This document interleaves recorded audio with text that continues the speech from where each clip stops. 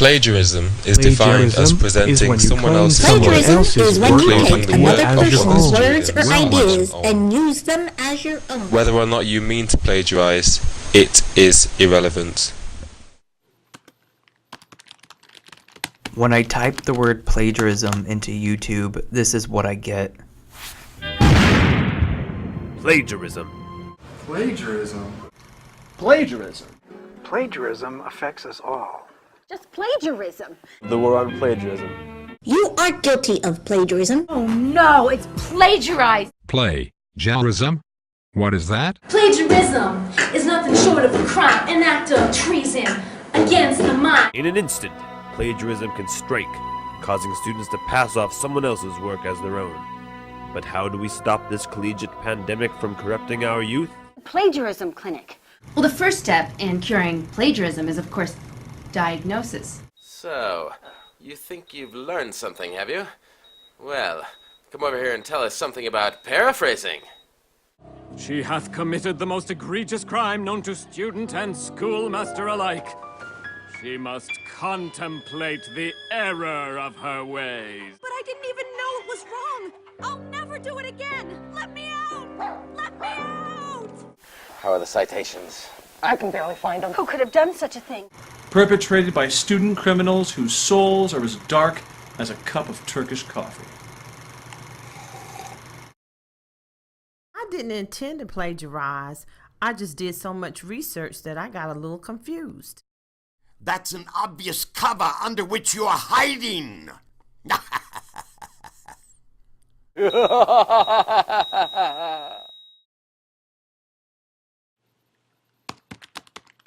When we talk about plagiarism, these are the images that stick.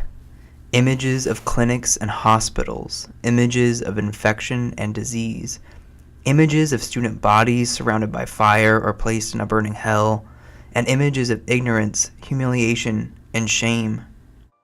She must contemplate the error of her. In what follows, I want to challenge these images. I want to challenge these student representations. I want to remix how we talk about plagiarism.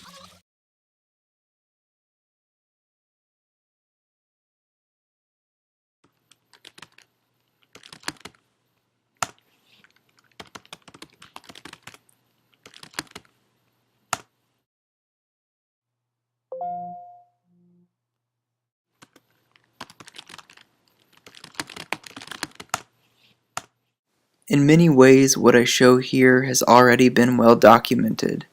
That is, many of these metaphors have been subject to scholarly critique. Academics such as David Light, Rebecca Moore Howard, Amy Robillard, and others have noted how teachers, administrators, and popular sources often use problematic metaphors to regulate and explain plagiarism. It might be argued, I suppose, that such metaphors have been used for a reason. Plagiarism is, after all, a textual transgression. It is, as Robillard has recently noted, something to get angry about. And we get angry about plagiarism for a number of important reasons. It thwarts collaboration, it stalls productive and nuanced thinking, and it makes assessment of learning nearly impossible. But part of the problem here is discerning what we actually mean by plagiarism. Do we place the student who didn't mean to plagiarize in a fiery hell? Do we suggest that the student who fails to paraphrase correctly needs to seek treatment in a plagiarism clinic? Do we send students to the stockades and embroider scarlet peas on their clothes if they didn't realize they were plagiarizing? As many scholars have noted, our modern-day conceptions of plagiarism are informed by romantic and primarily Western ideals of the solitary author. The metaphors represented here in these videos and visuals no doubt reinforce this larger cultural narrative of the individual author. Those who present authentic and so-called original work are presented with a sense of status and cultural capital, while those who transgress the romantic notion of authorship are subject to shame and even violence.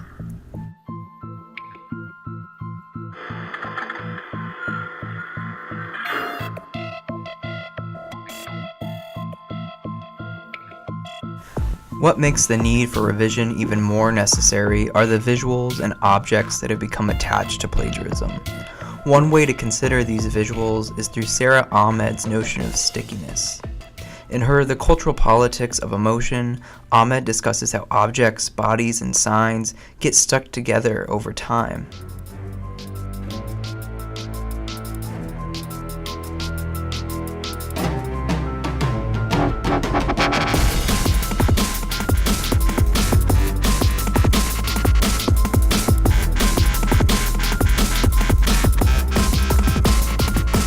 Under this frame, plagiarism as a word and concept is bound up in a system of affect that automatically aligns with certain other words, bodies, images, and metaphors.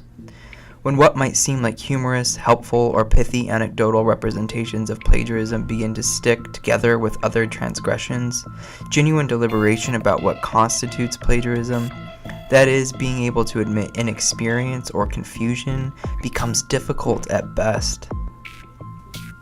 In an effort to begin to peel away these images and metaphors, I want to consider what it would mean to take an activist stance toward how we talk about plagiarism, for how it might get introduced in the first place. I want to open up a particular moment that happens in many, if not most, classes across the country. The delivery and subsequent discussion of the plagiarism talk. This talk, usually delivered on the first day of class, but also during times of research when students are working with sources, is, as Robillard reminds us, a rhetorical event. If the plagiarism talk is a rhetorical event, it follows that it is subject to change. How we talk about plagiarism matters, and I want to challenge the notion that we cannot change the discourse of plagiarism, that we can't, together with our students, develop better metaphors, better frames, better images to discuss the tremendously complicated, always contextual concept of plagiarism.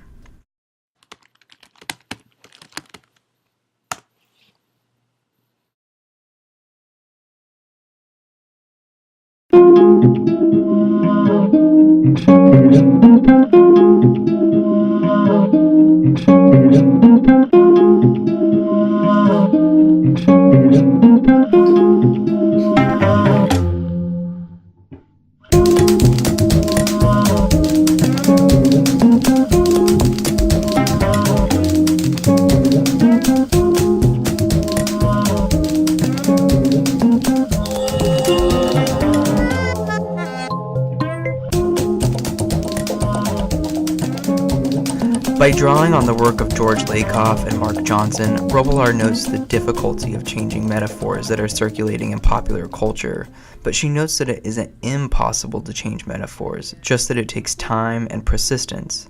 She suggests that we would do well to revise a particular metaphor, plagiarism as theft. In place of this metaphor, she suggests that we should instead talk about plagiarism in terms of citation, in terms of giving credit to others' work. Not in terms of passing off work, but in terms of passing on work. Like Robillard, I wonder what happens if we foreground our discussions of plagiarism in more positive or even neutral terms. Not in terms of avoiding plagiarism and celebrating originality, but in terms of theorizing what separates the transformative from the transgressive. Clearly this work of discernment is not easy, but I say we quit pretending like it is. What if, in a move many transformative rhetoricians make, we use tactics of reappropriation to introduce the concept of plagiarism through a different frame? Following Raymond Fetterman and Mark America, what if plagiarism becomes plagiarism? What if we emphasize the play in plagiarism? What if we set aside time in a class for students to momentarily transgress the norms of academic authorship, and then collectively reflect upon and begin to codify what makes a textual activity plagiarism in the first place? Plagiarism in this way isn't a disease, a crime, or a cognitive lapse.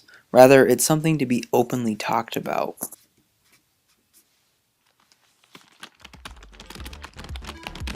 For me, this move does a number of important things. It, like Robillard mentions in her 2008 publication, puts co-investigation at the center of the class. It presents plagiarism as something to be negotiated, as something to be questioned, as something we don't always have an answer for. Most importantly, in my mind, this stance opens up space for students to participate in the intellectual conversation of authorship. It's really about connection. It's really about connection. The sharing access communities that developing around us, which means that people can actually create really about connection. The sharing access where people participate in the creation and the recreation of their culture. Sharing access communities that developing around us, which means that actually can create new kind of things together, something different. We called our new language Remix.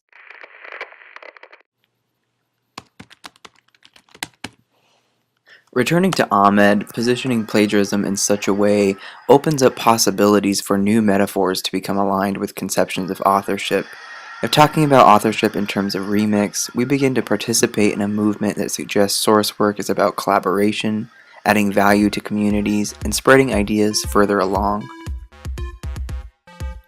This is just one practice that can be implemented during the rhetorical event of the so-called plagiarism talk. It's one way to breach the onslaught of visuals attached to the word plagiarism. It's one way to disrupt unhelpful binaries. It's one way to illustrate that plagiarism gets made and regulated socially and locally by communities, by disciplines, by teachers, by administrators. This is just one possibility. But I think more can be done. These visuals, these metaphors, aren't going to go away on their own. We need to respond rhetorically to them, question them, challenge them, and search for new ones. It is my hope that my choice to play with plagiarism inspires further questioning, problematizing, opening up, and perhaps most importantly, wondering. And I just have to wonder, what might plagiarism look like if we welcome tactics of play and let go those of fear?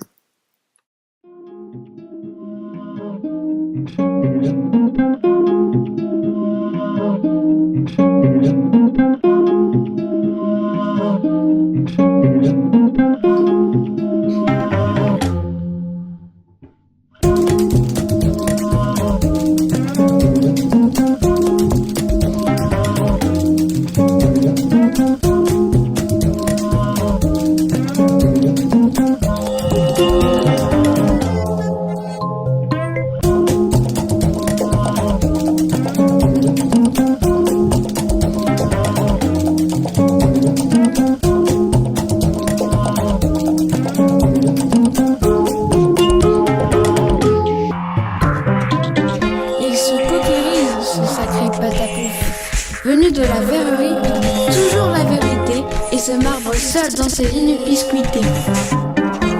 Par terre, étendue, la girouette coule de girofle. Il se coquérise, sacré patapouf. Venu de la verrerie. My bibliography shows that I don't steal. It's just one more way that I'm keeping it real.